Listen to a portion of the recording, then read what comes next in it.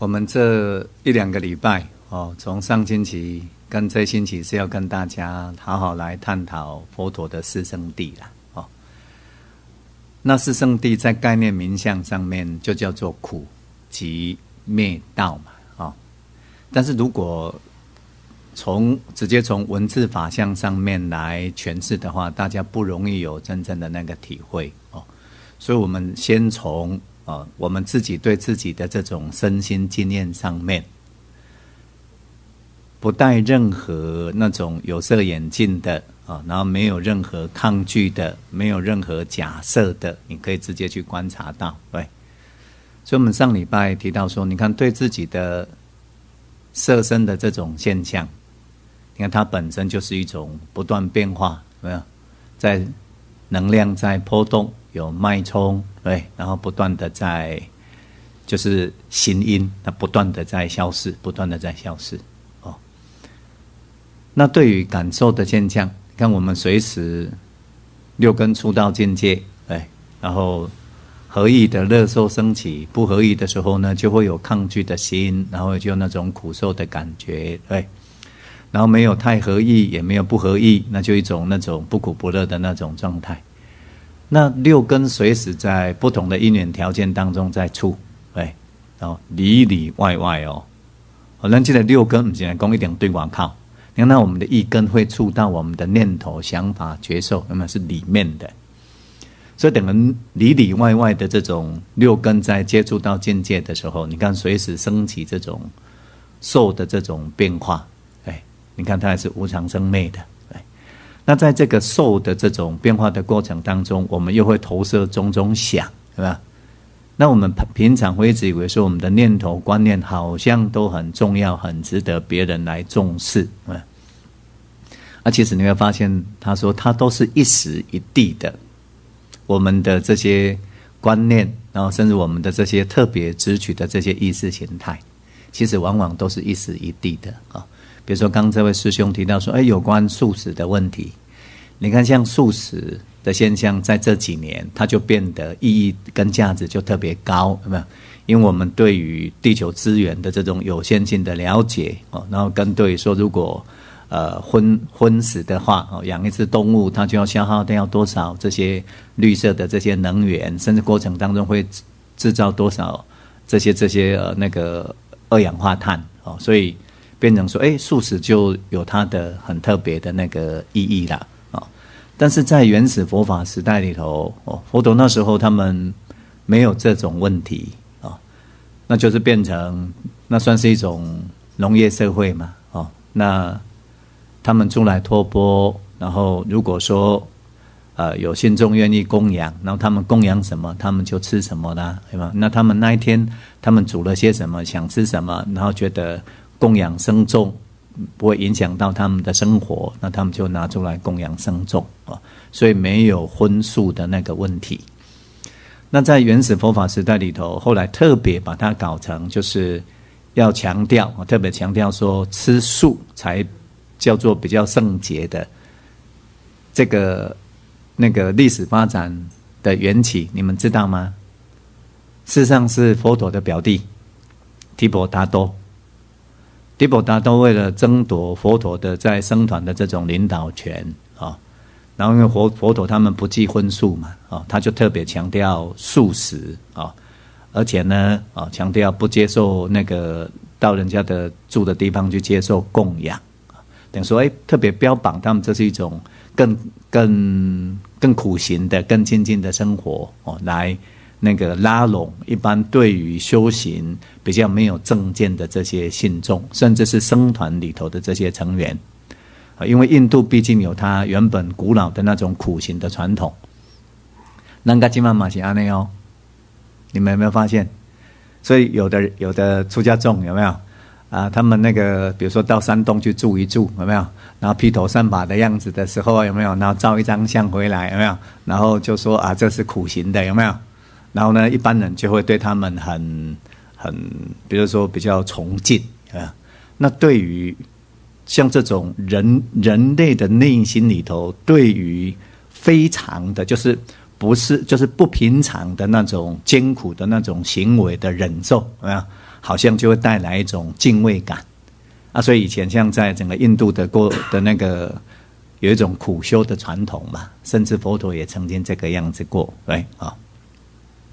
但是事实上修行我们可以看得出来是其实跟这些无关啊，它主要是在你的心灵上面真的能够去领悟到这个生命的实相，然后依据这个生命的实相的这种领悟，所以怎么样呢？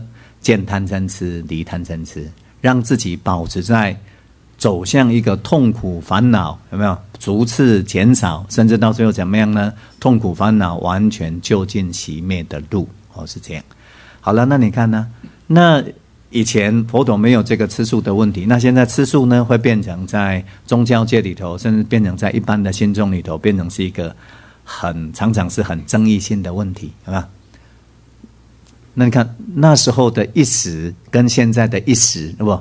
一规客观的环境在变化啊，所以呢，人在这个文化形塑的过程当中呢，所形成的种种价值观、认知系统，甚至是他看待世界的方式，其实都是不一样的，常常是不一样的哦。这就是在老子《道德经》里头，那个老子特别提醒的。这个人，他因为他生活在这种有限的这样的一个生活世界里面，有没有？然后所以常常呢，他的是非善恶好坏，都是随着各种环境因素在变化的。因此，老子就很聪明，他就提醒说，所以我们面对到世间的各种是非善恶好坏呢，你要怎么样？你要了解它的因缘，尊重它，对不对？但是呢，不用太受到它影响。他是这样讲。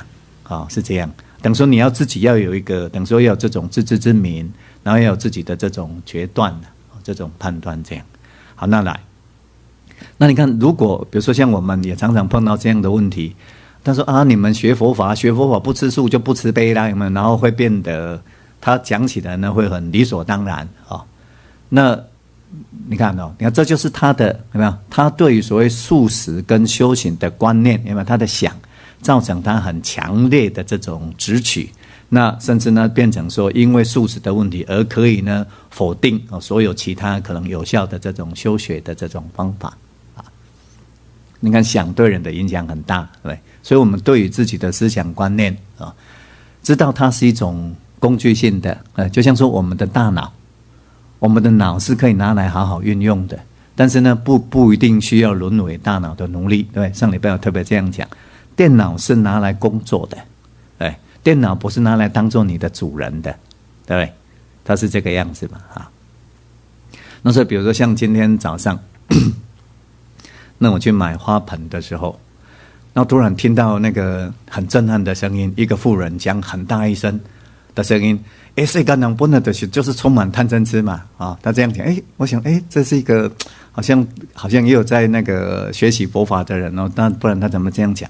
但是我这样想，那他知道说世间人都是常常都有这种贪嗔痴的习气，那公丢那叫多像那个样修眉的哇然后我就进去做稍微那个注意听一下，他真的是在跟人家吵架他说另外一个人以为呢他是修密宗的，他说其实我们修这种是九转心，不是九华心九转心跟什么密宗有什么关系那我当下我就觉得这里是一个好问题，这真的是一个好问题。好，你看那个妇人知道他在修九转心或者九华心，对那我们学原始佛法的在修的是什么心你觉得嘞？慈悲心，解脱心，清净心，这些都是但是我们说你看在佛法的修行上面，他不是说你看在那个当下我在修的是九转心那我现在这里升起的这种强烈的嗔心跟抗拒，那跟你在修行就其实它已经没有关系了这个是在修行上面一个很重要的一个分水岭。佛法里头的修行没有从你的生活的每一个片刻区别开来，而说有另外的修行方法，没。等于说是不是慈悲心是当下？哎，你看嗔心，那你看到嗔心，所以你要自觉性的用慈悲心去转化，它是在当下，不会说我修慈悲心，然后我大声骂人，啊，那除非是怎么样？你这时候思念息念，那你息念的时候，你警觉到，对你警觉到了，那你马上就能够当下去转化，这就叫做修行嘛，啊。那我们当下被贪嗔痴给覆盖住了啊，所以觉察到贪嗔痴的这种习气的作用力，哎啊，所以呢，能够转化成一种对境界的这种随顺无常观，对不对？然后那种粘着取着的这种贪欲心，让它熄灭下来，所以怎么样？心平衡，然后体验心从境界当中解脱，对。那所以它都是在随时都是在当下在进行，不是说有另外的境界叫做修行哦，没有。在原始佛法里头的修学，它就是生活，它就是无间断的六根触境的境界当中去觉察、去舍断，对吧？所以如果说，比如说再举个蛮好玩的例子禅宗里头有个很好玩的故事嘛，有个叫德山禅师，对不对？那德山禅师他本来是一个大法师，他是讲《金刚经》的啊。然后他觉得说啊，那时候禅宗呢根本都是那个口头禅，然后根本就空洞的，所以他对于禅宗呢，很不以为然啊。所以那时候呢，他就有一个很有名的禅师叫做龙潭禅师啦，听过这个故事吗？哦，只有几个同学听过的样子哈，有上过我的课的有听过。然后那个德山禅师呢就想，好，他就是要去踢馆，要去挑战那个龙潭禅师了。那挑着他所著的那个《金刚经》啊，所以在这个时候你就可以想见哦，德山禅师绝对不是一般那叫什么糊弄随随便便的人，他自己深研《金刚经》，然后自己也等于说他自己有他修行上面的那种正量啊，体验呐，不管说体验到什么程度，但是呢，他就是不相信说禅宗可以不立文字，然后当下直接见性。体证那个真理，他不相信这一点，认为说一定都是要透过这些，比如说你看那个文思然后不断的在那个经典上面呢下功夫这个样子。但是其实我们现在这个地方停一下，任何真正的禅宗的大师没有不经过文思修正的阶段的啦，其实是这样啦。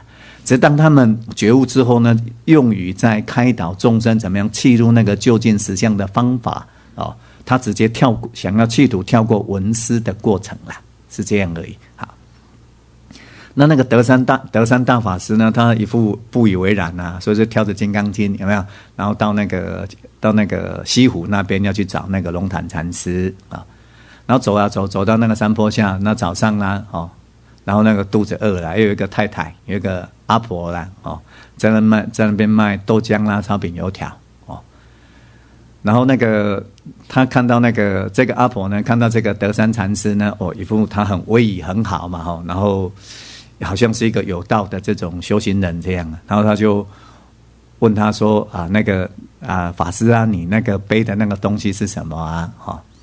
然后那个德山禅师就是我写的《金刚经》书抄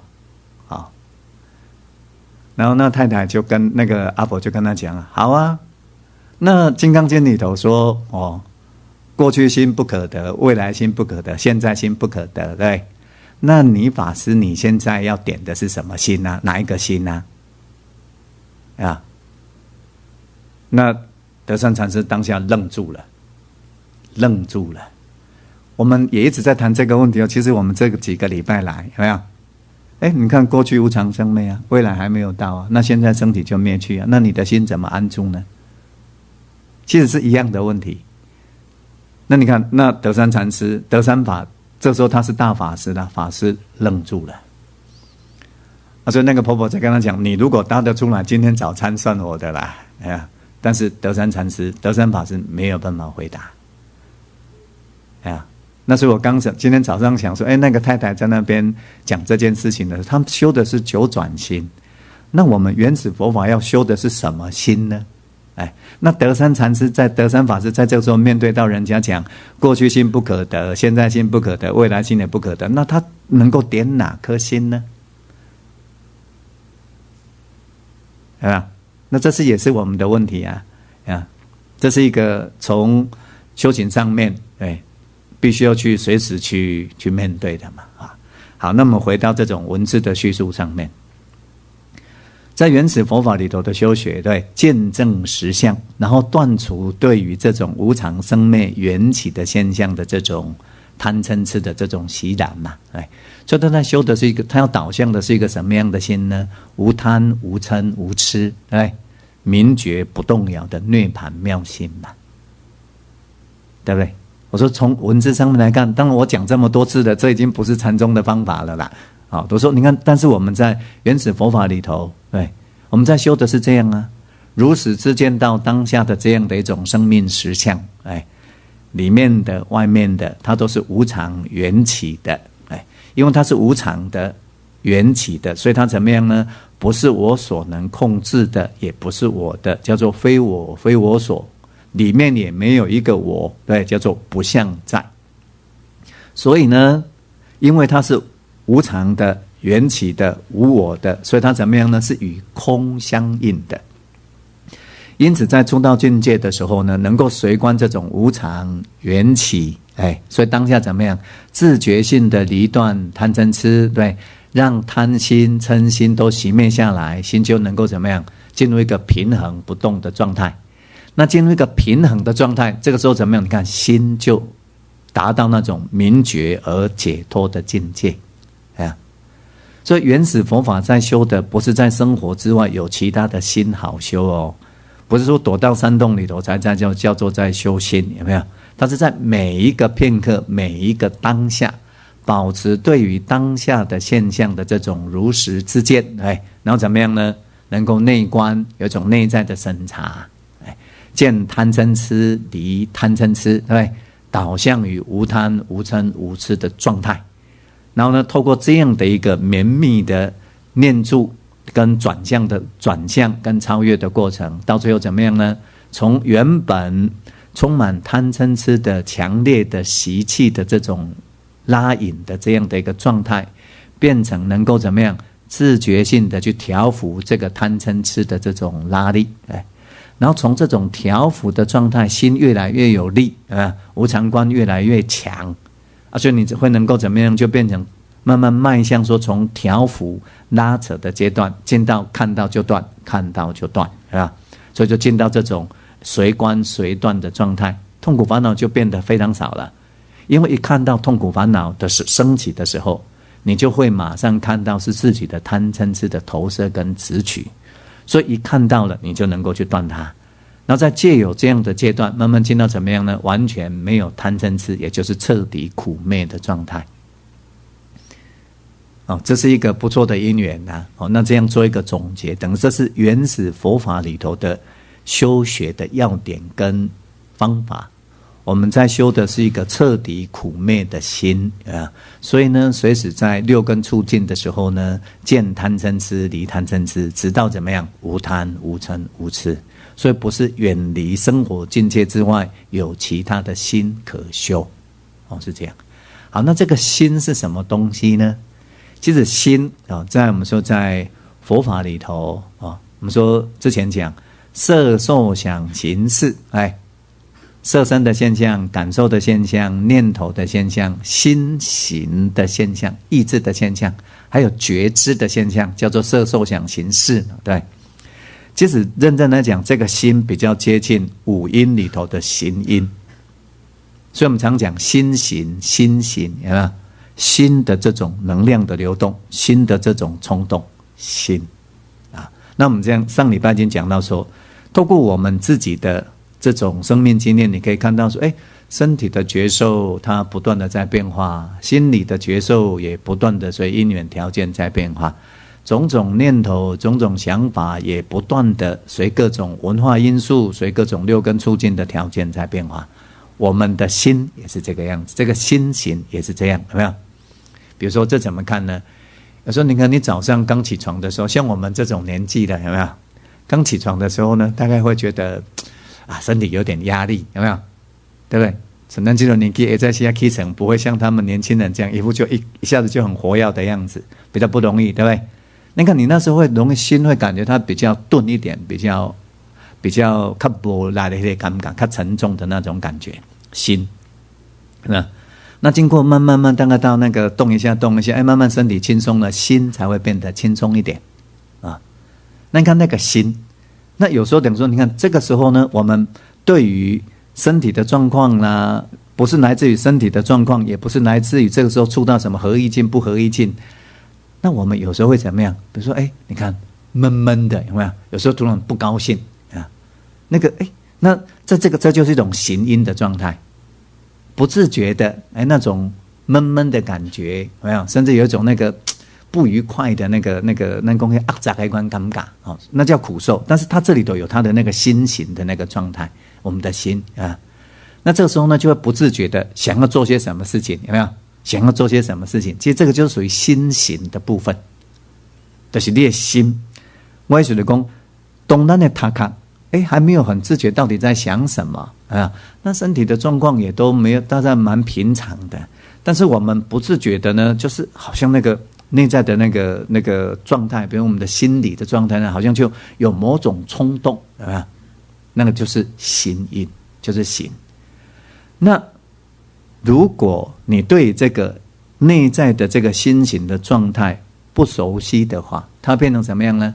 刚刚这个时候你不知道这是一个心行的状态，那就变成什么样？就可能因为心不高兴啊，不愉快，在这种不愉快的这种状态，然后它怎么样？它产生一种冲动，你可能就想骂人，有没有？然后动作就可能比较粗，有没有？然后甚至因为心理上面的这个状态呢，会引生你对这个状态的更进一步的抗拒，有没有？说你心情不好，啊，你感觉这心情不好，你感觉都不好，有没有？啊，所以就会越沉重，然后甚至会沮丧，然后呢，脾气会变得不好，有没有？心情，这就是心情。那有时候我们触到境界，哎，那比如说像今天这种天气啊，它对一般人来讲，可能就不会是一个很好受的天气。那你如果像风和日丽，有没有？那阳光很亮啊，风很凉啊，哎，那时候你就觉得，哎，自己的心就蛮高兴的，蛮开心的，有没有？那所以就会怎么样呢？就会突然之间啊，有很多乐观的想法都跑出来了，有没有？我要做什么？我要做什么？哎，就这个意思嘛。啊，所以你看，像年轻人的时候，有没有？年纪轻的时候，又比较有伟大的梦想，有没有？因为身心轻快，所以他可以因为心的这种愉快，所以可以提出会有很多的构想。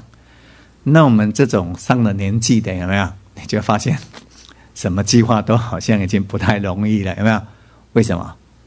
因为哎不轻快了，然后心呢常常必须要去承受这个身体的这个沉重的压力感啊，所以呢心会变得比较没力。表面上看起来比较稳重，对不对？但是其实是比较美丽，其实是这样啦。好，那现在看，那看从一天的这种心情的变化，跟你看从我们说从婴儿，哎，然后到幼童，哎，然后到那个少年，然后到青年，然后到这种青壮年到壮年，你看从一个阶段一个阶段一个阶段，或者说每天一天里头24小时分分秒秒的这种变化。你看到什么？我们的心行有没有？其实它也是一直随着各种因缘境界条件在升起的。那的心，我们一般讲叫做心，有没有？心意识里头的心，哎，那这样清楚吗？啊，所以如果说对于自己的这个心行，它这种缘起的无常生灭的这种特质，你没有自觉，我们就容易变成怎么样？变成自己心行的奴隶。你自己没法度感觉到你现在这款心灵的这款状态，然后呢被他驱迫着说话做事情，然后变成不好的脾气，或者那个很冲动的那种行为，有没有？这样知道吗？啊，所以你看再进一步再看到，所以这个心本身它也是无常生灭的。对，那再来我们说事就是一种觉知的作用。那这种觉知的作用怎么升起呢？在佛法里头，跟在我们的生命经验上面，其实很清楚。来，它怎么样？六根去接触到境界，就会有视升起；眼睛接触到色尘，会有眼视升起；耳朵接触到声尘，就有耳视升起；鼻子接触到香尘，就会有这种那个香视升起。对，舌识接受到味尘，就会有这种味觉味视升起。身体触到这个冷暖细滑，就有这种身识就会升起。然后我们的脑袋有没有一根呢去触到这个法尘，那就会有种种念头想法升起啊，就意识就会升起，这就是识的作用，觉识的作用，有没有？所以你看识它也是随着各种因缘条件六根触境的变化而变化啊，所以也就等于说怎么样呢？整个我们众生的整个身心的这股能量状态，它事实上呢会一直随着各种不同的因缘条件而不断的变化，不断的变化啊，对不对？所以如果说从我们的心现在讲，等于说没有真正去认知到这个生命的这个究竟实相，这个真相，对吧？有生命，有色受想行识，但是这色受想行识呢，这个身心现象呢，是不断的在流变的。对，所以我们上礼拜说，它就像一条不断流动的河流一样，河流不会有同一个时刻是一样的。你们有没有听过一个故事？那个希腊一个哲学家叫毕达哥拉斯嘛，他是一个就我们那个一些那个三角形的那个几何学那个定理，就是他那个发现的嘛。然后呢，他就说一句很有名的话啦，他说一个人不可能两次踩进同样一条河流里面，一打里面一定不同款，能干一定是不同款的啊，这就是生命的一种本质啊。你看，像我们现在在这个时候里面的有没有？没有一刻是一样的，外面的对，比如说你里面以你自己这个皮里面的，你看它不断的变化，没有一刻是一样。外面的有没有？从你之外的这个外身也没有一刻是一样的。哎，那再从我们现在这个样子，那你看到现在周边，哎，很多人撑着雨伞在走路，对，很多的车子，很多的声音，很多的忙碌，对。然后还有很多的梦想，然后很多人赶着去约会，很多人赶着去应酬，有没有？很多人很多事情还没有做完，有的人做完了赶着回家，哎，看到没有？这很具体，不是吗？你看，整个存在的实相里头，里里外外都是一种停歇不下来的一种流动的状态，对吧？对不对？啊，眼睛稍微闭一下，感觉一下看看啊，它是一种没有间断的、永恒而极尽的流动，对不对？但是在这个无间断的、永恒而极尽的流动当中，因为众生的心没有去认识到这个实相，所以他怎么样呢？他是活在自己所投射的，我们说他的想法里面，他的颠倒妄想里面啊，我赶紧要得到啥，我赶紧要种啥，那么安怎是我会安怎，有没有？等于说他不如实知见这个生命的这个究竟实相，而活在自己所构设出来的颠倒梦想里头。然后以他那些想法投射他那些冲动，然后经验他所必须要去经验的这些苦乐受，然后不断的在境界当中呢，不断的浮浮沉沉，而且通常怎么样呢？带着很多的紧张，很多的焦虑，很多的不安，有没有？或者呢，很多得意的时候呢，就很得意忘形，或者很开心；很多失意的时候呢，他就很痛苦烦恼，不可开交，有没有？那有的人在得意跟失意当中呢，有没有？有的人呢没有办法自处，常常呢就在迷惑里面，行不行？你刚可以感觉得出来吗？整个的实相，是一个无形无相的永恒而极尽的流动。那在这个永恒而极尽的流动的这种，我们姑且称之为一种宇宙的这样的一种能量里面那它会缘起怎么样？缘起山河大地，缘起动植物草木，缘起人界众生的这些身心现象。但是这些身心现象，它在生生灭灭，它在显象，它也在灭去，它的本质其实并没有背离这个生命的究竟实相，哎，是不是这个样子？体会得出来吗？但是呢，一般没有人知道，所以他会怎么样？活在那个叫做所谓的颠倒梦想的世界里面，活在自己的世界里面，而不是活在一个实相的世界里面。所以在这样的一个状态，心就不断的跟这个究竟实相，从心不了知无常，它就很难契入这个无形无相的永恒而极尽的流动的这个实相。所以他就会怎么样呢？一直活在自己的世界里面，然后不断的在抗拒这个生命的现象。对，这样清楚吗？所以佛陀为什么会那样讲？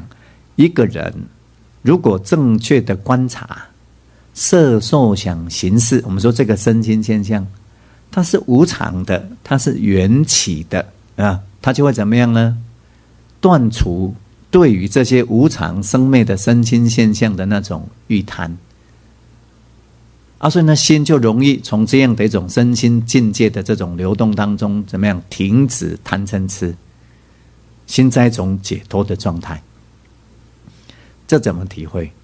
比如说你站到淡水河边，不是跳下去了，站在淡水河边，你静静的看，其实就是类似那种感觉，河流一直不曾停歇的涌动，然后一直往前流去，从来没有停歇。生命也是这样只是呢，我们不会静静的看着这股不断在流动的生命之流。你的身心有没有？你的整个五阴的能量的流动，就是一条生命之流别人也是这样所以你就是一条淡水河，别人也是一条淡水河但是呢，因为我们不懂得静静的看，我们都掉在河里面所以随着河里面的状态呢，不断的流动叫做水转所以不知道说那生命到底是怎么一回事所以佛陀才会这样讲有没有？在原始佛法里头，要断贪嗔痴为什么说我们一般人的那种修学，他往往在背离了生命的实相，或者说生活的实相之外呢，在另外找到那种修行的空间。而佛法的修行，它就在生活里面。原始佛法的修行，它就在生活里面，甚至就在哪里？就在我们六根触境的当下，就在当下的起心动念里面在修学因为它是活在实相里面。那所以佛陀会一直强调说，你如果不去见证到这个生命的无常性、逼迫性，有没有败坏性，就会以为你可以构筑这种黄粱大梦，对所以呢，你就会活在自我的这种构筑的颠倒梦想的世界里面，因此你就很难从这个世间的种种境界的投射跟抓取当中，你就很难超越出来。你会一直在这里头做梦那佛陀告诉你说，是的，你可以做梦，对，但是你会发现你那些梦都是无常的梦，就好像在沙滩筑起那些沙堡一样，无常的风浪一吹来呢，你看那就都灰灰烟灭了都被无常的风浪随之就席卷而去。你要好好的去看清楚这点，不是没有生命，是有生命这些现象。但是生命现象的这些本质是什么呢？所以你进一步从这种缘起的无常的现象，你慢慢会看到说，原来在这个缘起的无常的现象当中，它就是一种永恒的一种流动，永恒的生命能量的流动那透过这样的一种领悟，所以佛陀会说，你看你会透过无常观，然后你就会慢慢呢懂得去断除对色受想行识的欲贪。那进一步，你如果想要从这种无常生灭的境界里头解脱出去，那你就有可能了，因为你见证到实相。所以呢，随时在六根触境的当下里头，安住在这种无抓取的平衡不动摇的明觉之心，有没有？就能够完全超越这种生灭的境界所以呢，就能够去体证所谓的阿罗汉的境界。我生已尽，凡行已立，所作已作，置之不受后有，它就是这样来的。先喝一下水好了，你们有的快睡着了哈，我们休息一下好了。不过没关系。不过我们现在休息了哈。上礼拜我在考虑，我们休息的时候，这样会不会打断大家的睡眠啊？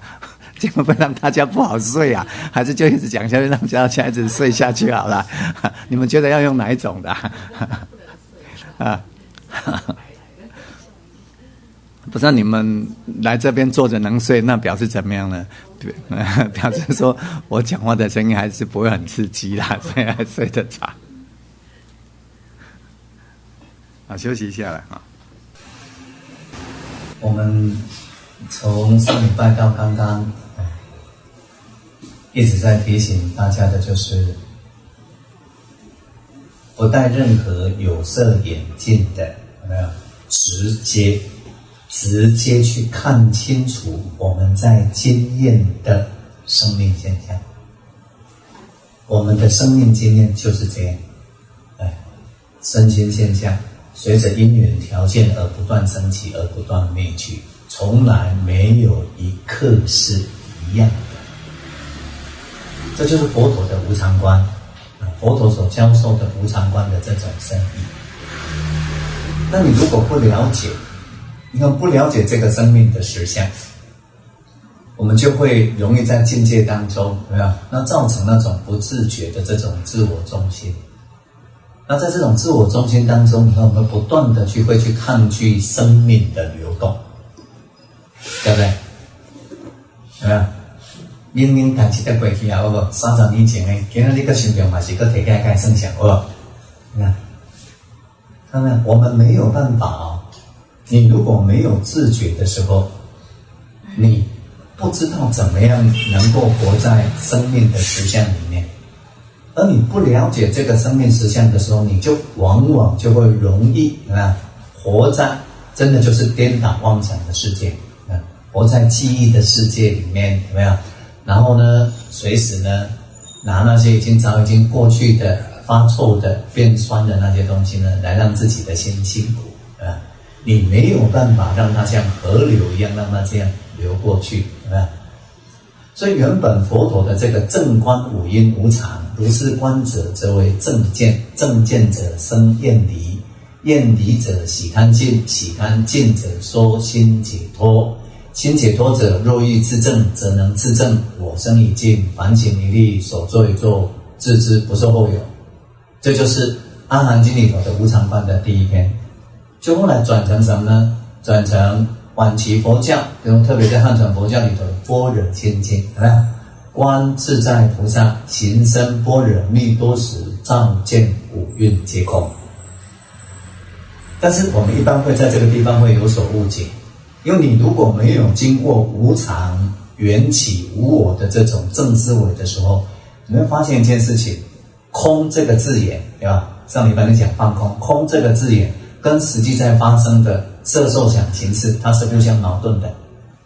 五阴是实有的，一是无为啊；空是没的，空是无啊。但是无明明有身心现象啊，它不是空，不是吗？对不对？它不是空啊。那你上礼拜问的就是这种问题啊。那怎么叫做放空？看到没有？看到没有？这个问题。那一般在一些这个佛教界里头，因为他不了解这整个的原始佛法他是从这个无常观从生命的实相里头进去，然后转化到空观的这整个变化的过程，一下子就要谈放空，一下子就要谈空，好不好？那是不可能的，在这个意思呢。那事实上，透过我们刚刚的这样的一个分析，大家就可以了解说，所以在般若心经里头，他讲的照见五蕴皆空是什么意思呢？怎么一回事呢？有没有？你就是看到说，我们所经验到的这些色受想行识这些五阴的现象，它是怎么样？无常的，它是随因缘条件在变化的，所以它没有永恒不变的这样的一个实体也没有一个永恒不变的主体在这边做主啊。它就像河水一样，不断的流动，不断的变化。所以呢，从这种有相看到它的缘起，然后几乎就像无相一样。为什么？因为它是缘起的显象。就像这个麦克风，它是背后有很多的因缘条件而升起的。如果没有这些因缘条件，这个麦克风不会存在。那当这些因缘条件，其中只要有些因缘条件败坏了，麦克风的功能它就消失了。是从缘起的角度来看到这个无自性、无实有，所以它怎么样？与空相应。这是原始佛法的这样的一种思维啊，所以你才会去体会到这个意思。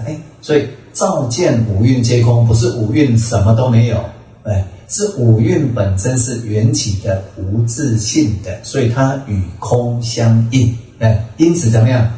当下觉知到五蕴的现象，色受想行识的现象，但是你能够怎么样呢？就断除贪嗔痴，让你的心与空相应。那这样就变成怎么样呢？你有在经验到五阴，也等于怎么样？就是不会随着五阴而流转，是吧？那所以你的心就能够与空相应了，知道这个意思吗？所以如果说要去所谓的对于身心现象的能够真正去放空，它不是进入一个空相或者空想里面，反而是刚好相反，是如实觉知到当下的现象，照见当下的五蕴，它是缘起的、无常的，与空相应。所以怎么样？心没有任何偏执、欲贪、抓取或者抗拒。所以你看，你这直接就从五阴现象当中解脱出来了，当下就可以体验到这种苦昧的境界啊。这样了解这个意思吗？所以原本我们在这个《阿含经》里头的这种教导其实反而是很容易让我们来体会到说，我们的生命到底是怎么在发生在我们生命经验当中的到底是什么事情，它怎么样在缘起，所以呢，才能够透过这样的一种如实知见，心里头你看会建立起说，对于生命的实相的这种彻底的如实的这种正见，因此可以怎么样？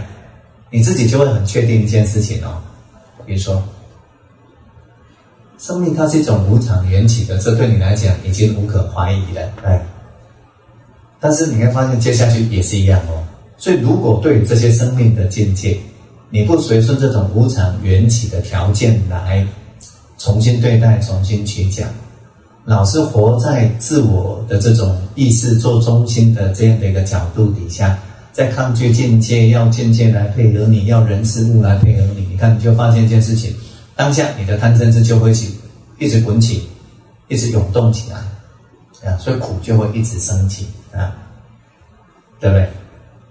自己去确定一下。那看你如果确定了，你就看到什么？这就是四圣谛里头的前面的两谛，无常不断生灭的、不断败坏的这些现象，叫做苦谛。所以苦不是在讲烦恼，是这个生命的实相，生的实相。你看它就是这样像在燃烧一样，所以生，然后呢不断的燃烧，慢慢呢好像能量越来越少了，越来越烧焦了，有没有？就老了，有没有？鬼龙大体然后就越来越多那个不流动啦，越来烧焦的部分越来越多了，凝结的部分越来越就病，到最后呢都没有办法了，有没有？整个色身就败坏了，死了，就死，那这就是无常啊。那你看像我们的整个的六根，就整个这个六根报身的这个境界。有一个朋友，他有一天他问我说，怎么样去看那个无常？我说看我的眼睛就知道无常。我的眼睛是什么？既近视又老花又散光，这个叫做无常。但是我以前不是这样，看自己的身心整个状态，有没有？看这个叫白头发，你就知道这是无常，并不是像部派佛教里头另外有一派他说你要进入很深的禅定，再借由禅定力，然后转观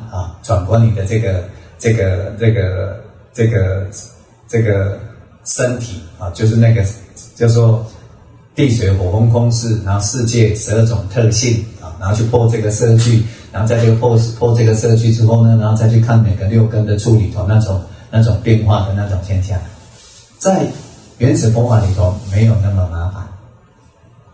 其实，比如说你如果你不用进入四禅八定再去转观，你用你的眼睛，用你现在当下的触觉，用你的嗅觉，用你的听觉，你就发现你在触的任何现象，没有一个现象不是无常生灭的，对不对？都是无常的，整个就是无常之流啊。那差别在哪个地方呢？我们一般第一个是你没有这种无常的知觉，第二个是你好像认定无常，但是在触到境界的时候根本不是这一回事，就是不断的是投射贪嗔痴啊，投射自己的爱恋，投射自己的嗔心，有没有？继续去投射自己的恐惧跟不安。你不是真正活在用无常观里面在调伏自己的贪嗔痴，所以不是佛陀的直接经验的无常观出问题，是我们没有真正用心在经验当下的无常的经验。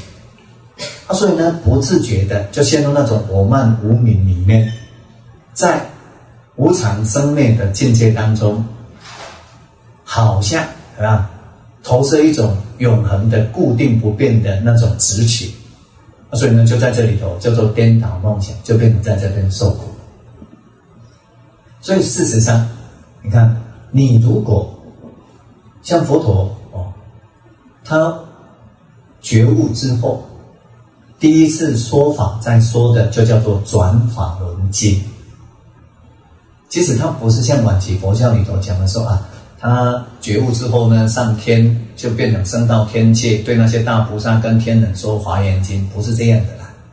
在历史的记录上面，释迦牟尼佛他就是一个完全跟我们一样，这个五阴的这个报身的几个人，对吧？然后透过6年的苦行，发现不对劲，带着一种绝望忧郁的状态，渡过泥莲河到菩提树下，做最后的生命的回顾之后呢，他觉悟的。那他觉悟之后，他开始讲法的时候，就是在讲这件事情，怎么样从痛苦烦恼当中解脱出去。因为当时候悉达多之所以成佛，就是因为悉达多对于不断的老病死的现象，他受够了，他想要超越这种老病死的现象，所以他才出家学道啊。那所以他出家学道之后，他成道了，就是完全体证这种究竟解脱的境界跟智慧之后呢，他就是根据当时候他内在心里还没有成佛之前的所有的盲点，那时候那叫众生心的一般凡夫心的这种心灵上面的盲点，他整理出来然后变成他的法教。我在讲这个什么意思呢？其实就经典上面的记载，释迦牟尼佛成佛觉悟以后，他怎么样呢？他实际上他不想说法，我不能博行的讲，为什么呢？很难讲，很难讲。因为为什么很难讲呢？因为太简单了，其实很难讲的原因是因为太简单。但太简单又为什么变得很难呢？因为无明，众生不知不见，很难见的。就像他自己一样啊，他自己透过他自己的生命经验，他看到他。比如说我们之前有跟大家讲，佛陀他在菩提树下就是这样啊。他原本要解决的是老病死的问题，有没有？但你看他完全进入一个非常合理性的内观，他就在内在探问，为什么会有老病死？他马上感觉到那个生的那个冲力，生的现象。那为什么会有生的现象呢？那他马上会体会到内在有一种有序的不断要接续下去的那个生命之流的那个冲动，而且那就是行因。那他就又看，这个行从哪里来？为什么断不了呢？他看到里面有一个强烈的执取，那这个强烈的执取从哪里来呢？不自觉的这种贪爱。然后这个贪爱是怎么样原生的呢？来自于曾经有过的触受、苦乐受。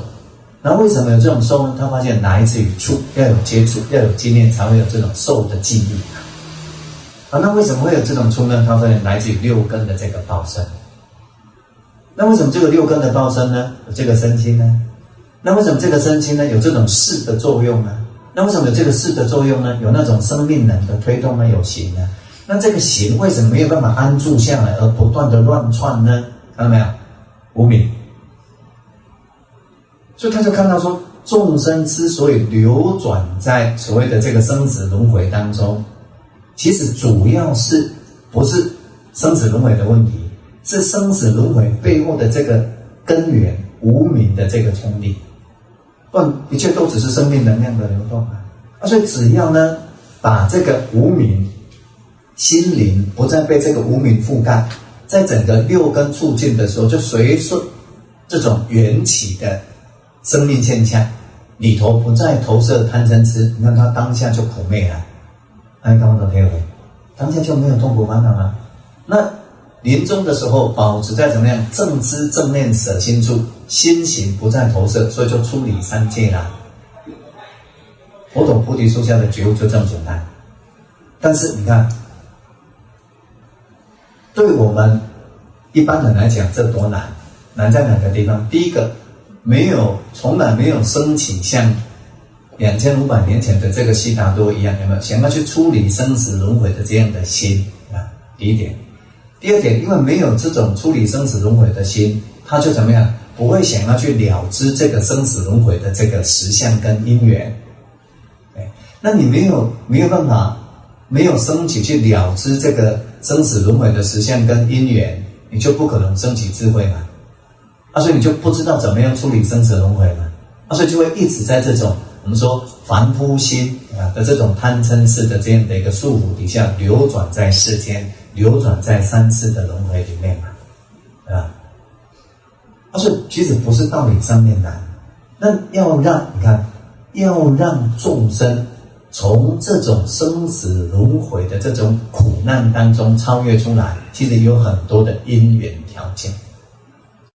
父母想不出来啊，所以他根本不会有这些问题意识产生所以那时候佛陀才会这样是卖供嘞，然后自己波念蛮好的嘞所以他那觉悟之后呢，我看那个记载在南传大藏经里头，那应该是真的啦。他觉悟之后呢，在几乎有4个礼拜的时间，在这一棵大树下坐一坐，享受解脱之乐。下一个礼拜又换一棵树，下一个礼拜又换一棵树，又换一棵树，因为他经过那么辛苦的那个追求然后到他完全觉悟了所以你看他在那1个月的时间里头，他是全然的在享受那种解脱之乐。但是后来我们又从文字的记录上面看到说，有所谓的大梵天王请他转法轮，那后来佛陀答应了所以那剩下来这边是我的揣测了。所以其实是那佛陀一边在享受解脱之乐的那个过程呢，他有时候呢休息下来没有在享受解脱之乐的时候，他就在想了怎么样讲法才会有效所以大梵天王一请法，他答应，有没有？然后他就想了，那我现在是对谁讲法是最恰当的？能够为什么要这样想呢？很快有觉悟，然后他等于说佛陀他自己觉悟，他自己作证。那如果透过他的讲法，又有别人有没有很快又觉悟，很快又作证？那他这样在法的这种推动上面，或者说在等于说让世人就建立这种对解脱的信心上面，那就会很快那如果都像找我们这种的，有没有？佛陀一讲法，我们就睡觉，那就麻烦了，对？他不能找我们这种的，你知道吗？那是心动后我嘛，知道吗？所以你看佛陀那时候他就在想，那我现在先找我以前教我禅修的2位老师，他发现他们死了，他就想那跟我一块出家的5个比丘好了。你看他是先找说有决意想要至少是脱离人间的这种五欲的这种追求，然后想要减除这个世间苦难的人开始说法嘛，才会有效而快速所以呢他的老师死了，后来他就想到说那剩下他那时候跟他出家那5个比丘所以呢他就决定了，然后走向那5个比丘，就是苦行岭边边，有没有啊？在尼连河边的无畏山下面，跟那5个比丘讲法，就是在这整个人类的历史上面最伟大的，其实到目前以后也还会是四圣谛转法轮经。所以你看他跟那5个徒弟，就是那5个比丘，第一个讲就是什么？苦谛。因为你们出家，他为什么这样讲？你们也出家，但是你们出家所谓何事呢？不是想灭苦吗？但是你如果对苦没有如实知见，那么你怎么灭苦？所以佛陀第一地就跟他们讲：苦圣谛、苦集圣谛、苦灭圣谛、苦灭之道，有没有？本所未曾闻的，你现在要听闻，闻了以后建立如实的眼智明觉。你看有没有？像我们现在这样啊，你的心如果从来没有去思考过生命的这种无常生灭的实相，你从来没有好好的用心去经验、去思维、去体验，有没有？去看清楚生命就是这种无常生灭的现象，生无常，老病死，然后常常会怎么样呢？你看在各种境界当中，辩证会常常碰到不合意境，合意的呢又常常一下子就消失，别离。那常常呢所求不得，在整个人间的事物上面，比如说明明就想要打起精神来听法，有没有？但是就是打不起精神，这也是苦这什么？被昏尘盖住，这真的是苦。我们有在禅修经验的很清楚，真的是苦。要克服这个昏尘盖真的不容易，因为警惕性不久，精气神不足。那所以你只要变成脑不太接受刺激的时候，就自然昏沉下来。所以实际上要让生命觉醒，要先让精气神饱足，心灵要有力，其实本身就已经不是一件容易的事情。其实是这样。好，那你看呢？我们平常人在生的这种压力底下，生有什么呢？包含要这样看它包含的是转生、转世、受生、助胎、出生，这都在生的范围里面。那你看生了有没有？每天自然要工作8个小时，是吧？刚开始你还没办法，你都要靠爸爸妈妈可能塞流，有没有？完全是一种依赖性的。然后在这个过程当中，慢慢到自己怎么样长大？你看你要营生，现在要养生，对，那要保卫你的生命卫生。但是不管你用付出多大的心血，到最后都是会怎么样呢？老，就是老。我最近就经验这个很清楚了。原本我那个10几年前在想那我们那个至少这样那个把书一本一本出来，然后到最后呢，《阿含经》整个整理出来了，那应该就会比较有那个说法呢，各方面会比较方便。用了我们讲堂我们那讲堂11年了，好，那书也编了10本了，但是发现怎么样？没有体力了，老了。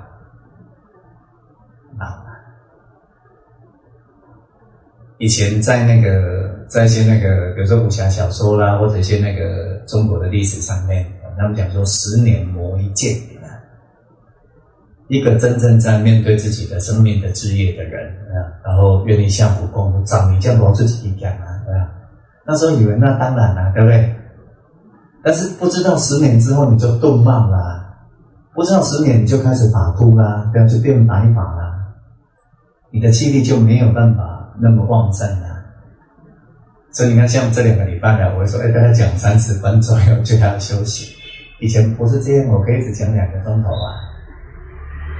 那甚至好像讲完法，大概顶多我们回家喝个茶，2个钟头到4个钟头之后，你会觉得好像就又恢复了。现在没办法，要一天的24小时，刚好让里面的那个气脉转过2倍，你才会觉得稍微比较好一点。这叫什么？老，你知道吧？这个是老。你能怎么样？不能怎么样。好了，那如果又稍微，你看最近天气不太好，这种变化很大，有没有？一下子四大不调，你可能就有咳嗽了。那咳嗽你不小心就可能变气管炎了，肺炎，那都是不小心，有没有？你看可能就要去进去打点滴，病。那到最后呢，你看，它就是一定要死。但是我们先看这一段，我们在生老病死光这4个现象，我们为了维持这个生，为了不要那么老，不要老得那么快，老得那么凄惨，有没有？然后呢，为了避免病，你看我们用尽多少心血来钢铁下，有没有看到？所以我们每天的生命其实都是在为了维生，有没有？为了防老，为了养生，有没有？为了避免病，其实大部分的心思都投注在这个地方。但在这样的境界里，你会发现这样用心是完全到最后就是无可奈何的。而结果呢，又常常在碰到境界的时候，你看10点了，到这么样等好不好？开始慢慢心情不好，10点半更等好不好？开始心公会对吧？是不是？正常在辩证会等来了讲话个无一点点都没有那个抱歉的意思，有没有？那你就更火了，有没有？辩证会，好了，那气不过了，到最后呢，突然他怎么生病了？癌症了，哇，有没有？是的，你又很伤心。在各种境界当中，不合意的，你看你的嗔心给你给他改辩证会；合意的呢，你又掌握不住，随时在变灭而去，变坏而去，有没有？每天照着自己的镜子，白发又增加啦，皱纹又多一条啦，有没有？鱼尾纹又出来啦，好不好？你看怎么样？就是这样。那你看你心里头想要的青春永驻，想要的健康有力，有没有？想要整个境界呢，多多少少比较配合你，有没有？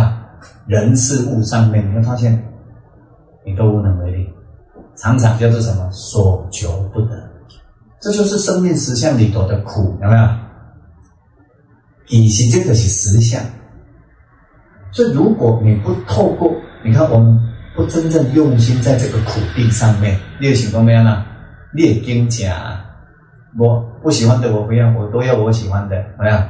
我讲的我拢不，我拢要跟我讲的嘢。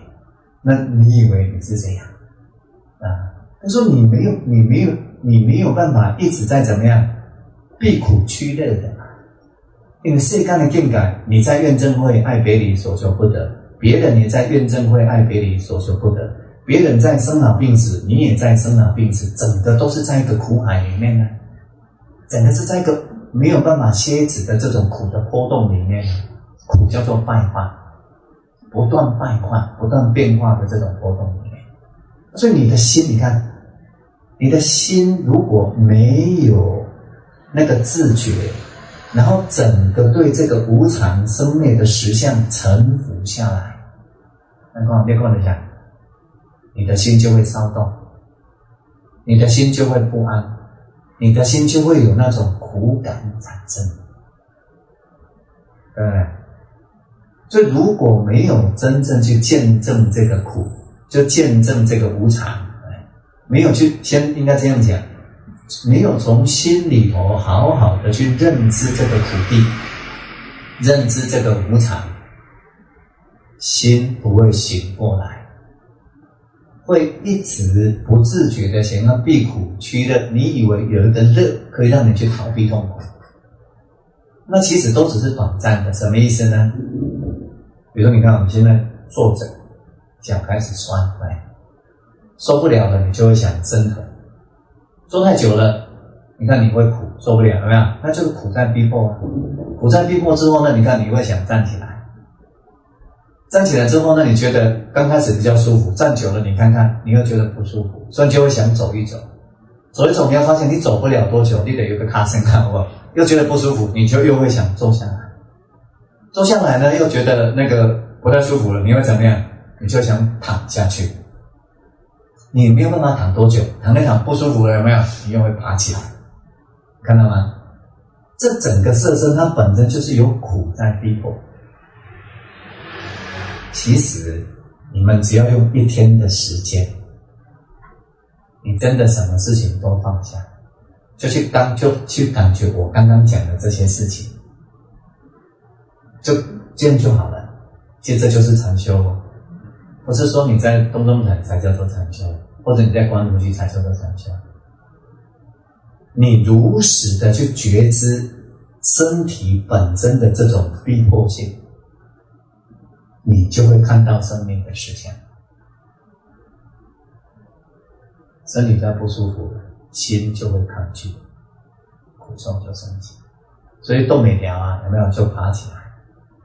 爬起来呢，又站不住了，就又走；走又挺不住了，就又坐；坐又挺不住了，就又躺；躺又挺不住了，你又爬起来。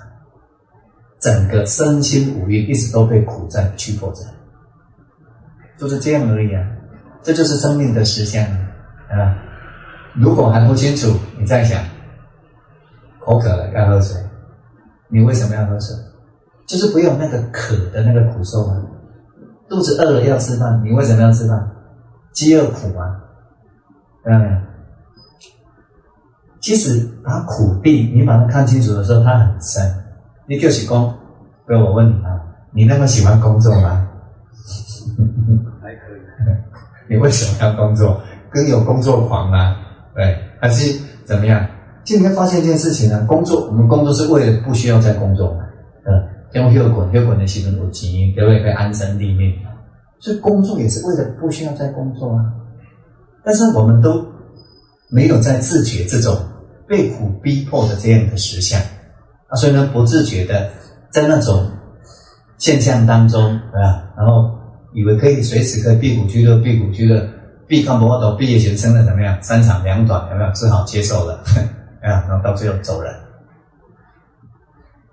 那这就是苦地，所以把整个我们说身体本身不断在变化，这个四大不断在变化的过程然后所引申的心行的苦受，那内外的境界，辩证会、爱别离、所求不得，你看它不断的在提醒我们，生命这个现象界没有你可以安住的地方。所以佛陀怎么说？这个叫做五阴在燃烧，所以叫五阴炽燃，身心在燃烧，身心一直都在燃烧。你看现在我们每一个人都在燃烧，所有路边的人也都在燃烧，山上的人都在燃烧，天上的人也都在燃烧，不止众生的五阴在燃烧，连整个山河大地都在燃烧啊！太阳都在燃烧，没有太阳的燃烧，不会有众生生命的实相是这样那好，那你看这样够清楚吗？我讲的这些方式，用的这些语言只是我觉得随手可以拿来运用的。那你们要透过你们自己的身心经验，好好的去看这个苦地，真的好好去看这个苦地。你在燃烧，先生在燃烧，老婆也在燃烧，小孩子在燃烧，公司的主管在燃烧，你的部属也在燃烧。每一个人的生命都在这样的一个无常生灭的不断五阴炽燃的状态，而又都是没有自觉，所以怎么样呢？都被贪心、嗔心、昏沉、掉回怀疑，有没有说五盖盖住？大家都在逃避痛苦，都在选择快乐，都在追逐快乐，但是你看到吗？这样是没有出路的，有没有？看到没有？没有出路。众生所选择的这种避苦趋势，其实它是自我逃避的，活在假象里面。这就是悉达多觉悟之后，要那5个比丘好好去看清楚的。所以你们想要处理人世间的苦难，但是就是这样的无常生灭的境界，那你怎么出去呢？所以他就才有极地。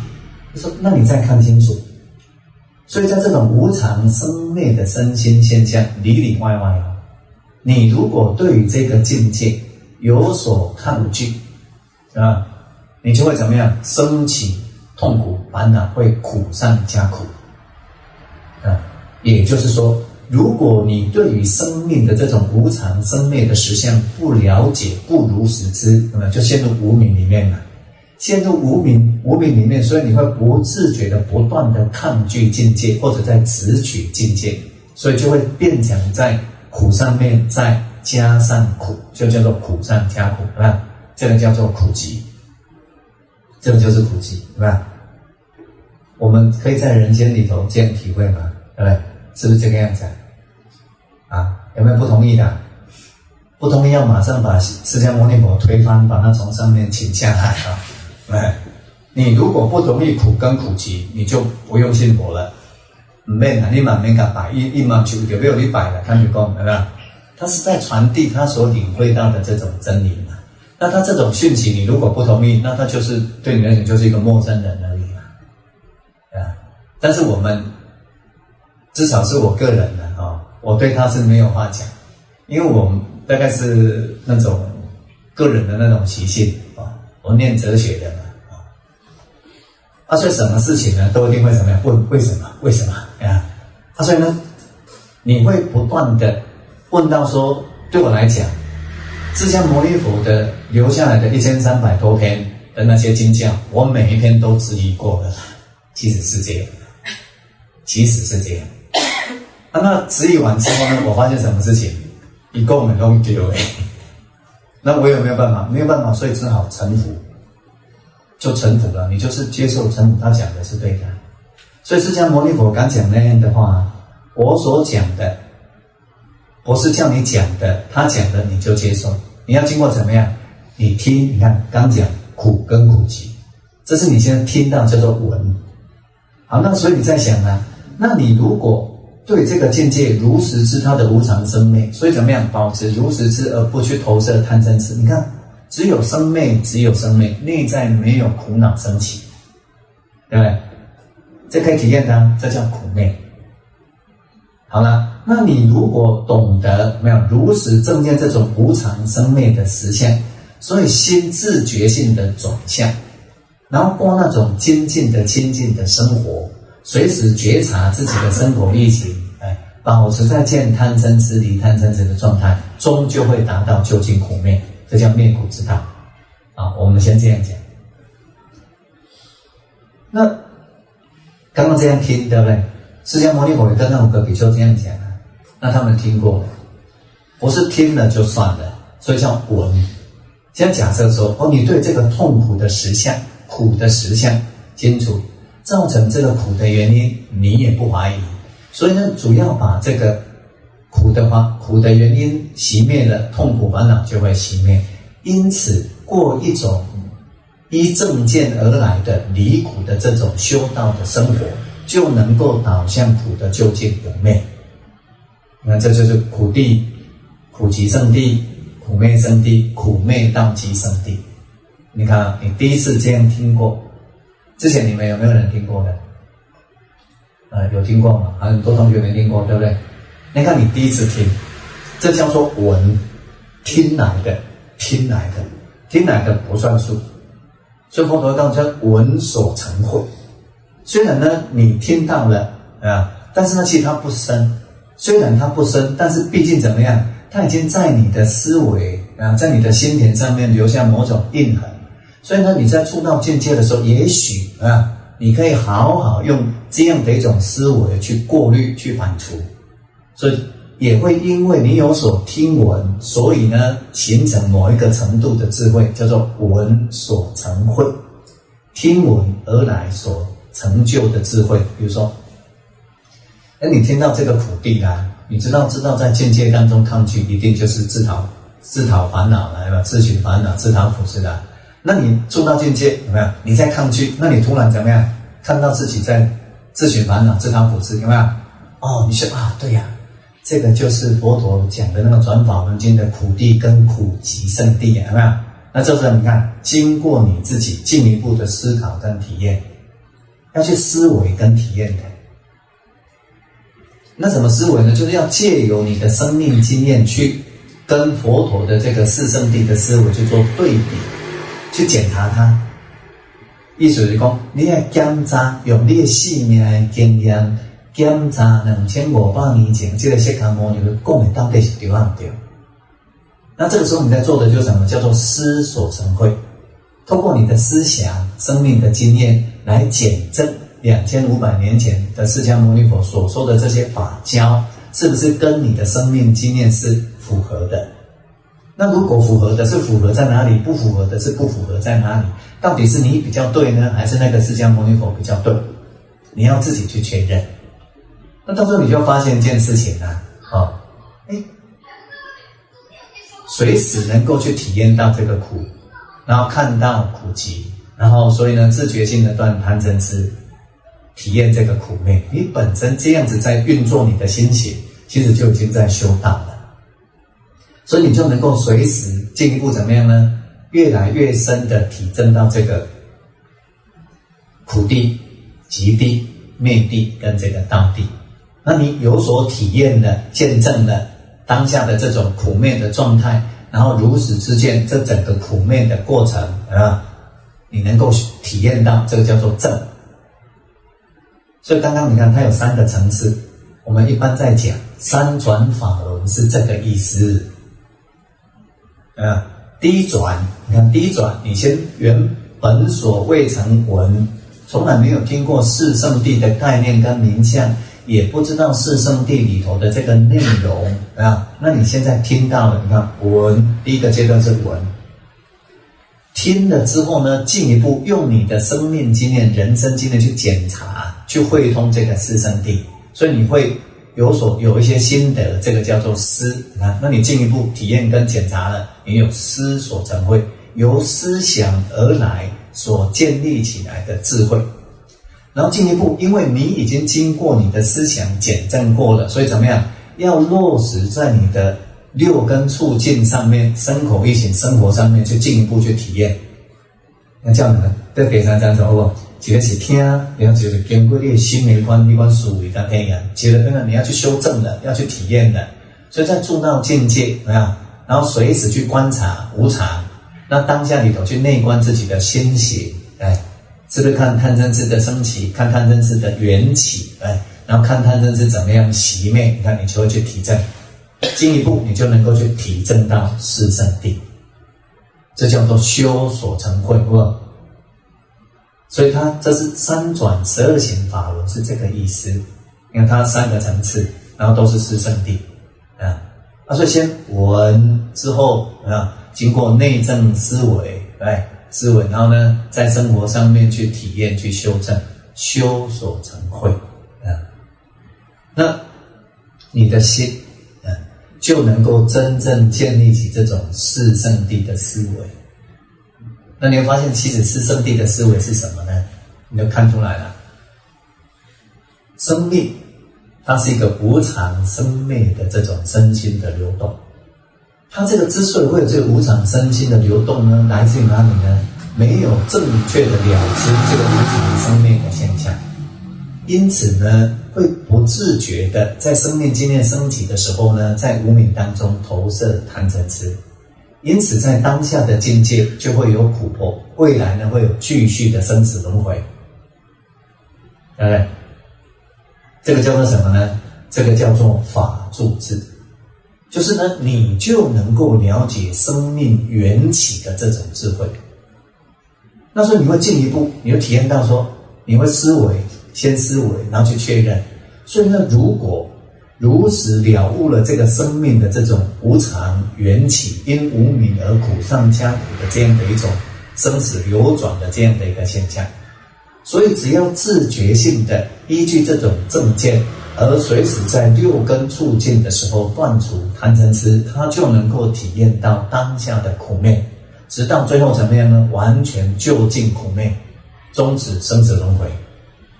这个叫做涅槃智。涅槃不是很复杂的意思，涅槃就是内在里头完全没有贪嗔痴，因此不再有那种无明行的那种投射了，所以苦灭好，那你看一个人一个修行人，你看从来没有听过四圣谛，一旦我都了解生死轮回因是什么，他没有办法了解的。那他不了解生死轮回的因，他有没有办法处理生死轮回？也没有办法。从四圣谛的思维就很清楚看出来，对不对？好，那一个人听了这种四圣谛的这个法要，他听了，他内证思维，而怎么样？内在有所体验，然后怎么样？心转向。他知道生命呢，如果继续投射这种无明欲贪，然后就不断的流转在这种生死轮回当中。那如果把无明欲贪呢给彻底熄灭了，苦就熄灭了。那他在当下里头体验到刹那的这种苦究竟熄灭的这样的一种状态，就是没有贪嗔痴的状态，涅槃的状态，这样的人叫什么呢？见法。这就是比较深度的这种见法所以呢，他心灵里头，他确定他知道了，他完全知道了生死流转的因缘，这个叫法住智。生死流转是可以熄灭的，苦是可以彻底永灭的，这个叫做涅槃智，对吧？所以那5个比丘听佛陀这样讲完之后，其中有一个叫做阿耨居林，他就见法开悟，证得出果须陀洹。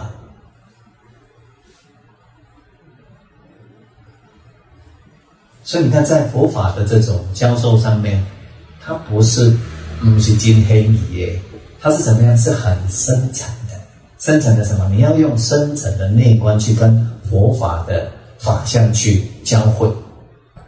那所以呢，在讲佛陀在第一次传法轮的时候，不是只有这样像我们这样讲不到40分钟不是安内，经文记载的很短，但事实上他讲了好几天，将近应该是1个星期左右。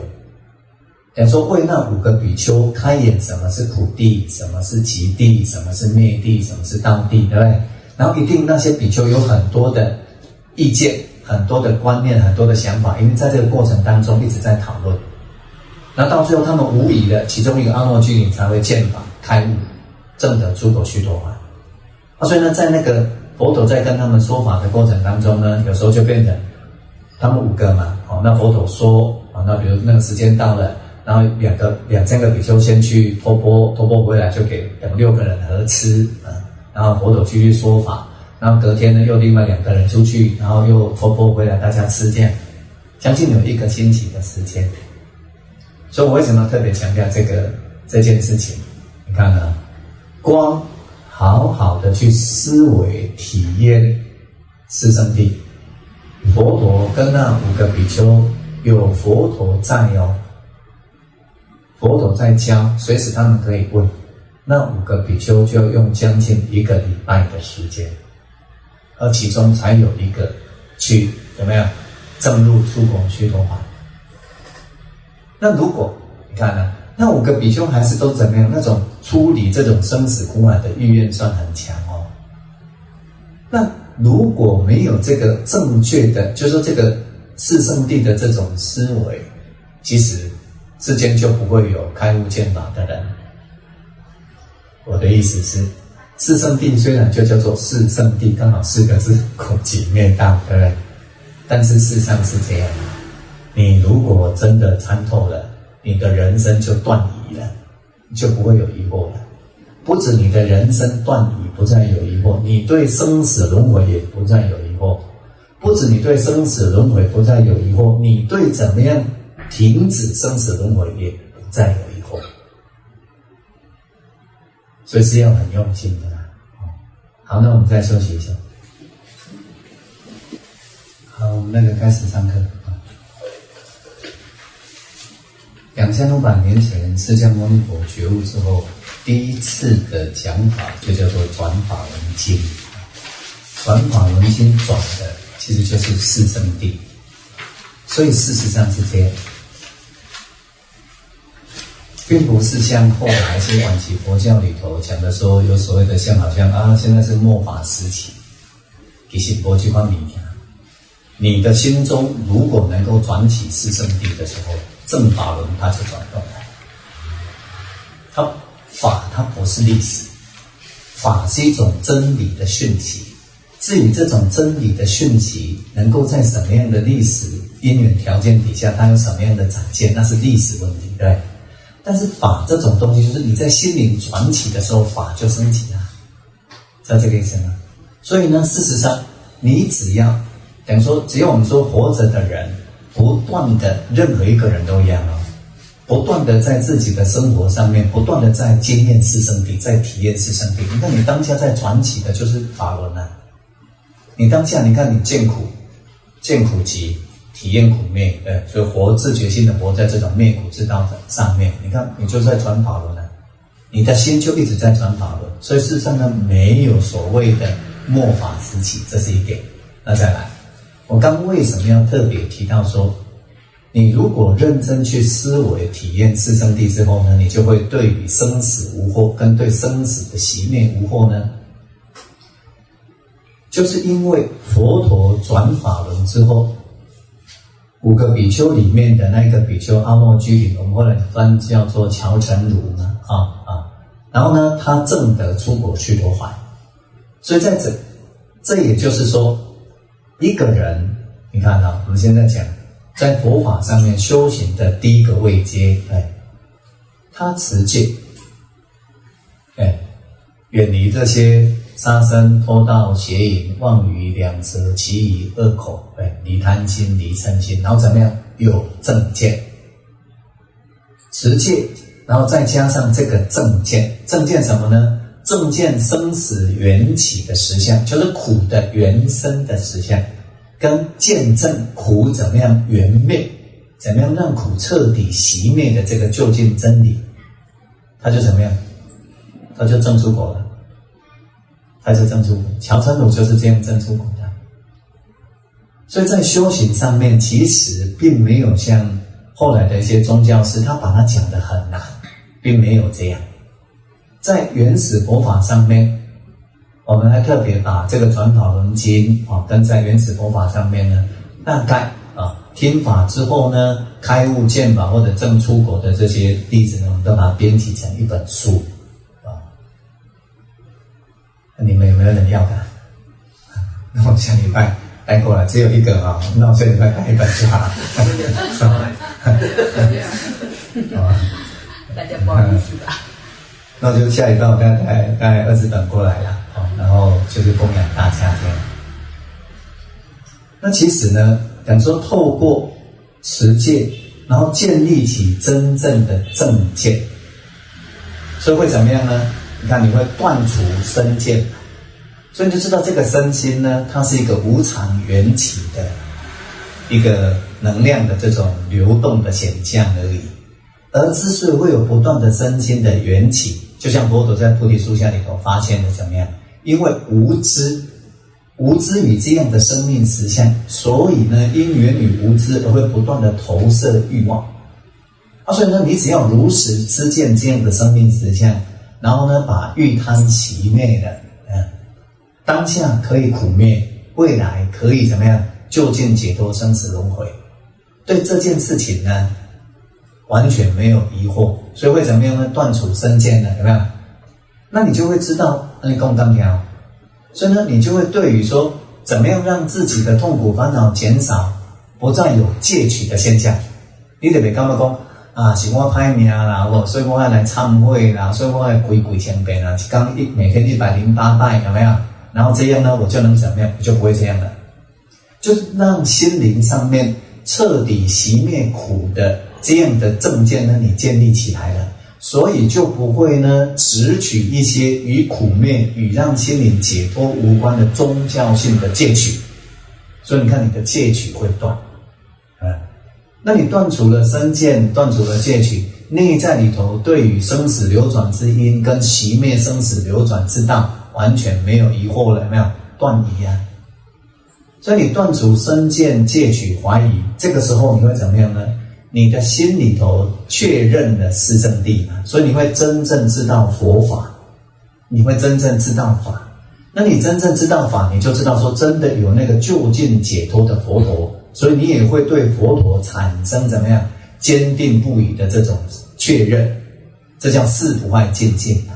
对佛陀确信，对解脱法确信，然后对透过修行达到这样的一个解脱的方向，有这种修行人你确信，然后怎么样？所以知道懂得自觉性的去持守自己的身口意行，圣戒成就，有没有？所以呢，你只要真正能够通透了四圣谛，现观四圣谛，得法住智，得涅盘智，自然而然会对佛法、对佛陀、对修行之道、对自己的身口意行的品质，有没有乐于去奉行？所以这叫什么呢？这个就叫做证得出果须陀洹。那证得出果须陀洹有什么样的那个特性呢？在《阿含经》里头这样记录，这种人呢，顶多在生死的道上呢，顶多在流转七次，在人天往返七次。等于一个七世人的这款道心，他就会终止这种生死轮回呀。所以为什么说之前我有跟大家讲了，舍利弗呢，他是佛陀的大法将啊，对不对？左右手啊，跟大目犍连，目犍连是左手，他就是右手；如果目犍连是右手，他就是左手了。他教法传法给人家呢，大概那个修行人，舍利弗如果确定他见法了，证得出果了，他就放手了。为什么？因为他就会自己上路了。你只要证得出果须陀洹呢，你看刚刚讲的是什么？对于生命的实相跟对于生命的显象啊，显象就是原生的这种轮回，然后实相呢，你能够去体证这个涅槃，完全无惑啦。所以对佛陀无惑，对佛法无惑，对修行的方向无惑，然后你会自觉性的持守自己的身口意行，有没有？你的免于断啊，剩下来的就是你的习气而已。比如说此世或者说累世以来特殊的那种习气，在六根触道境界的时候，贪嗔痴的习气升起嘛，对不对？但是你懂得法了，所以怎么样？你内在里头会想要把这种痛苦的这种贪嗔痴，有没有痛苦的根源连根拔起呀？所以你会自觉性的在你的生活当中见贪嗔痴，离贪嗔痴嘛，就是你会见苦恼，会想要去离苦恼嘛。他说你想见苦恼，离苦恼，有没有？所以慢慢就把你的习气给断除啊。所以你习气给断除，或者它越来越薄，所以就会贪嗔痴越来越薄嘛。所以证得出果须陀洹之后呢，你在生活上会变成怎么样？会去自觉性的见贪嗔痴，离贪嗔痴，就会进入恶果的阶段。然后慢慢的呢，透过这样的过程，到最后对这个人世间的这种五欲不再有贪染了，所以你的贪心就熄灭了，这叫证得三果阿那含。但是呢，在六根触境的时候呢，都还是会有那种自我感升起，就是越来越弱了，这叫维系我慢所以呢，连这个慢到最后都断除了，那你就证得像佛陀他们那个样，叫做阿罗汉嘛，不再有贪嗔痴升起，不再有无明我慢升起，所以能够就近解脱生死轮回。这就是说，为什么说舍利弗呢？他教人家，他只要确定这个人证得出果须陀洹了，他就放手了。就是这个原因。所以认真来讲，证得出果须陀洹的时候，也等于怎么样？就已经注定了，就是受记了，自己可以受记，已经可以终止生死轮回，顶多7辈子了，是这样。好，那我们同学说，我没有想要终止生死轮回啊，对不对？没有人想要这样，但那你至少知道一件事情啊。所以如果在这种六根触境的过程当中，有这种无明欲贪的升起，你看你就会升起不必要的这些痛苦烦恼。那你至少可以怎么样呢？自觉性的导向于贪嗔痴的投射的力道，让它减弱。所以你就能够怎么样？导向自己跟别人痛苦烦恼的减少，导向于少苦离苦。那至少怎么样呢？自利利他两利。好，这样清楚吗？所以我们先把这个先这样讲。所以随时在我们的心灵上面，也就是在六根触境的时候去观察什么是苦，然后什么是苦集，什么是苦灭。那你有一天你看到了苦集跟苦灭，其实你的心就自证灭苦之道，这个叫现观四圣谛。为什么是这样？在道谛，一般在佛法里头就叫做八圣道，就是八正道。怎么样？第一个道谛的第一个是什么？正见。你看，就是正见生命的实相，正见无常，正见苦集，正见苦可以灭，正见苦灭，这叫正见。那你看你心灵上面真正建立起这种苦的因跟苦的缘跟苦的习灭的因跟缘。所以你在六根触境的时候，如果能够依正见来守护你的身口意行，你随时都可以让痛苦烦恼降到最低，有没有？所以依正见而来的第二谛叫做什么？叫做正智，正确的志向。那一般在传统佛教叫做正思维，正确的思维，正确的看待自己当下的这种状态，它的因缘跟果报。比如说什么叫正智呢？你看，你如果正见了无常生灭的生命实相，那你也确认了在境界当中，如果随时投射贪嗔痴，就会增长自己跟别人的痛苦烦恼。那什么是正确的生命导向？就出来了。所以在六根触到境界的时候，就变成自觉性的导向于贪嗔痴的熄灭了。这就是正确的面对生命的态度跟方向了，对不对？所以这叫做正智。所以我把正智把它那个更精确的把它那个表述成说叫做正确的生命导向。这是只是着龙者个人的定义了，目前佛教界里头没有人这样讲。那我之所以要这样讲，不是标榜我自己我说我这样讲是为了这样的目的，透过对于生命实相有正确的了知，你才会有正确的生命导向。不然你看到我们一般会为什么？为了满足自我在过人生呢？因为要跟人家争啊，满足你的我慢啊，那我们从佛法来看，那就不是一个正确的生命的导向。正确的生命的导向是怎么样呢？导向于自己跟别人的少苦离苦，甚至呢通达究竟痛苦烦恼的彻底熄灭。这可以是一个在家人的生活，可以是你如果懂得这个道理，那你跟你先生之间，不管有没有大三小三，对，你可以怎么样？在这样的这些状态当中，已经发生的状态当中，导向于自己跟他人的痛苦烦恼的减少。你看，你会升起不一样的智慧。你别讲他如家己如别人，好不好？如果你这种变苦那样，那很苦恼的。那亲子关系也是这样啊。表面上你现在知道，人际之间你知道他是你的小孩，但是你的小孩他也是一个独立的生命个体啊。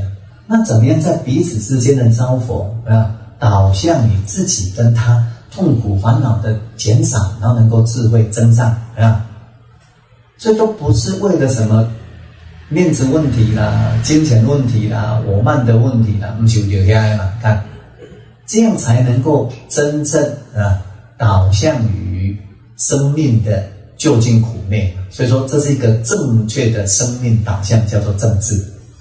正确的生命方向，我是这个意思。好，那你看，因缘与正见生命的无常缘起，所以有这个正确的生命导向，所以就怎么样呢？你就别恭维啊。正语就会自然产生，你就别讲颠倒的话你不会去讲那些跟实相颠倒的话你也不会去讲害人的话，然后也自觉性的去远离那些没有意义的话所以正语才有可能产生价义所以那地方哪不正确的，在佛法里头没有真正建立正见没有正确的生命导向，你叫他说话说正语其实很难。所以从这里就知道说，其实正语很难修。正语的基础在于正智、正见跟正智。我别恭维那因为有这种正见跟正智了，所以我们就怎么样？正在下就是正业，就是对于自己的身口意的这种行为我们就会怎么样？就会持戒啦，远离杀生，远离偷盗，远离邪淫，远离妄语两舌，其余恶口，就变正语嘛。那远离让自己的心神常常在那种不自主的那种迷醉里面，所以就尽量会去少喝酒嘛，也就会变成怎么样呢？你就会非常自觉性的端正自己身口意行的品质，这个就叫做正业，有正确的行为导向，好不好？等于说你的行为跟你的语言，它就同样了。你的行为跟你的语言都是为了导向自己跟别人的少苦离苦跟智慧的增长，那在这样的基础上面，你的生活就叫做正命，包括就叫做你的职业。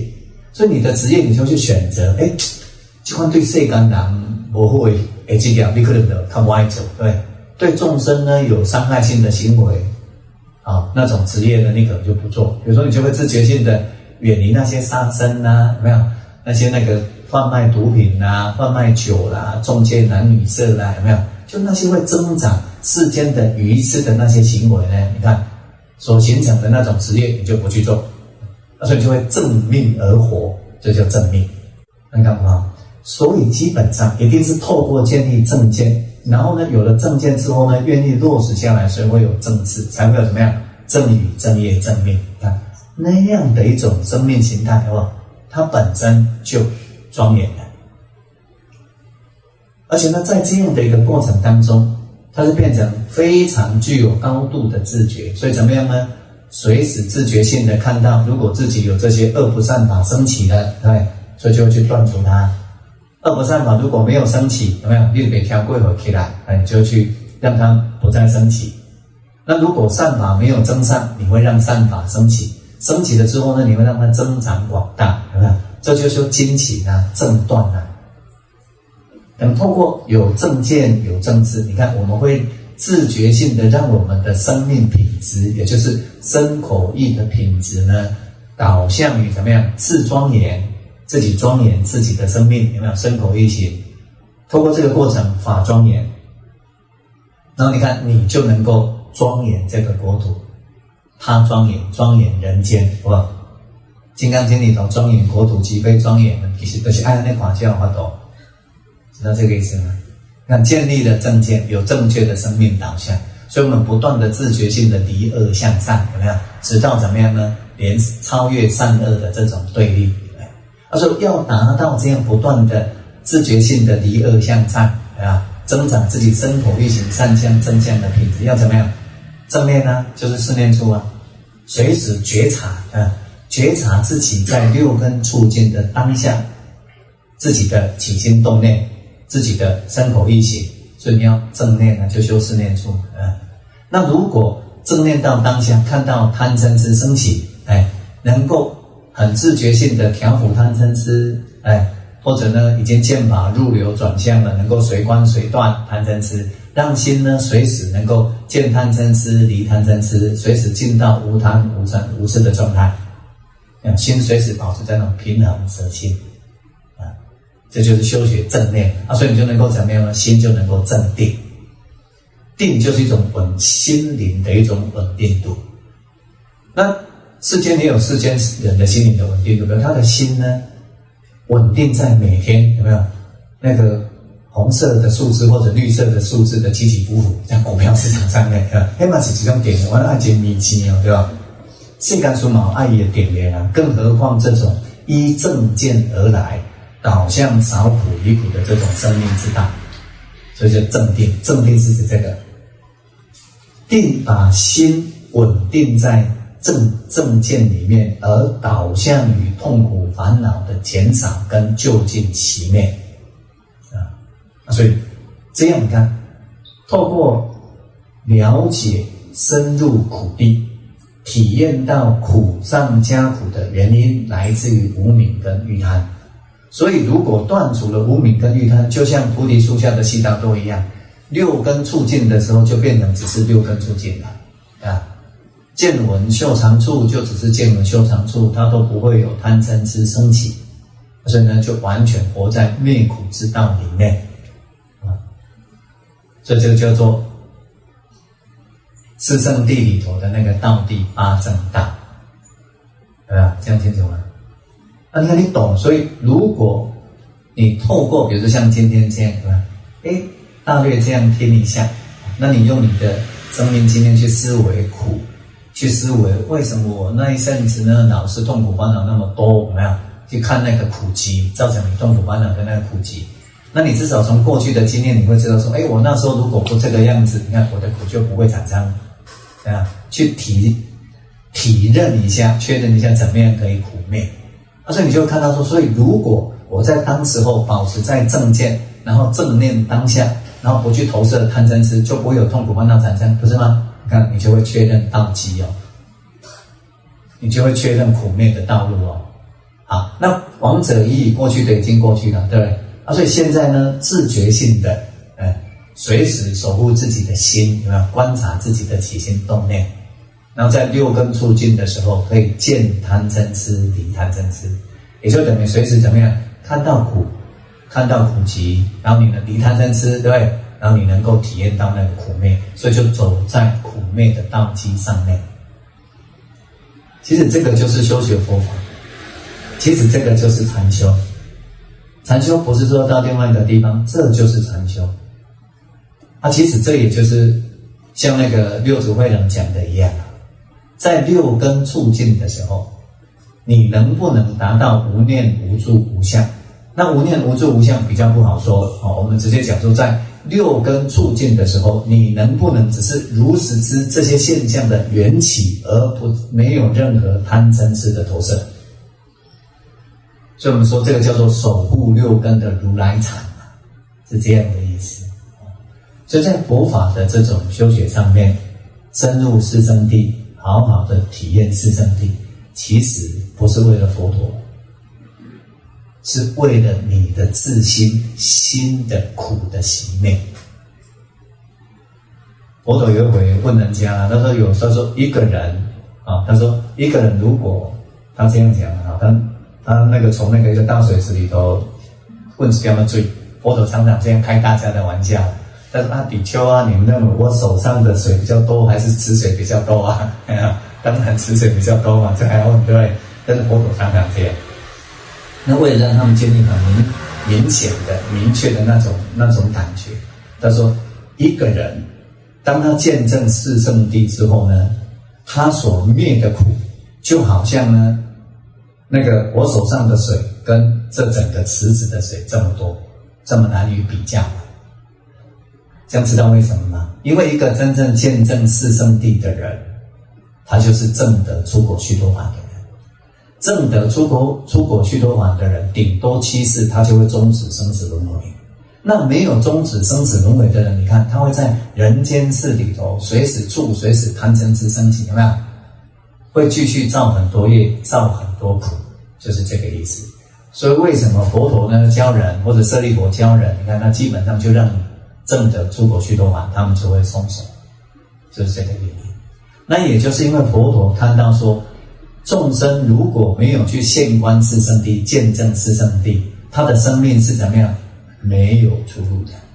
而没有出路的生命，就不断的在生死轮回当中浮沉在生死轮回当中，就不断的不自觉的造这些善恶业，会随着善恶业而流转。这是佛陀的经验，所以他讲过历劫求选择，存苦无暂乐。他曾经在无始以来的生死轮回当中，不断的在避苦居乐但是到最后呢，他觉悟了才把这个生死轮回的锁链整个解开。他是这样的。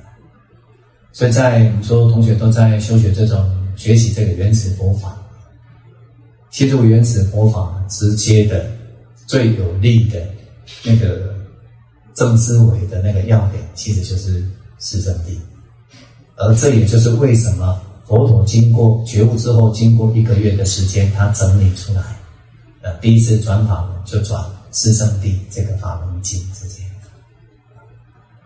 好，那么谢谢大家了请到这边，谢谢。